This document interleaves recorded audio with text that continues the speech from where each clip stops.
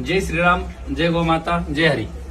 आपल्या अवधूत चिंतन देवस्थानच्या वतीनं आपण जी गोशाळा चालू केलेली आहे, तर त्या गोशाळेचा आपण जे बाय प्रोडक्ट जे बनवत आहे, म्हणजे गणपती असेल, ही अगरबत्ती आणि ही सात्विक धूप, म्हणजे याचावाला शरीरावर कुठल्याही प्रकारचा रेडिएशनचा आणि कसलाही परिणाम होणार नाही.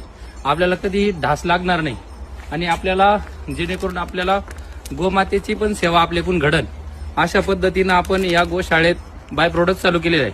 आणि याचावाला तुम्ही अनुभव घेऊन बघा की आपल्या शरीरावरती कोणत्याही प्रकारचा परिणाम आपल्याकडे होणार नाही. अशी अगरबत्ती आपण तयार केलेली आहे, असा धूप आपण तयार केलेला आहे. आणि आपला जो संकल्प आहे, येणाऱ्या गणपती उत्सवापर्यंत गणपती वाटप आपण करणार आहोत.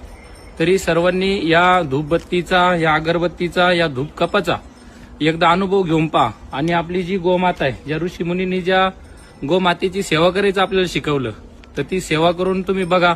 आणि याचावाला ज्या शेणापासून गौरी असेल, पंथी असेल, याचावाला तुम्ही वापर करून बघा की जेणेकरून आपल्या शरीरावर आपल्याला कोणत्याही प्रकारचा परिणाम होणार नाही आणि गोमातेचा आशीर्वाद आपल्या सदैव पाठीशी राहील. जय हरी, जय श्रीराम, श्री गुरुदेव दत्त, जय गोमाता.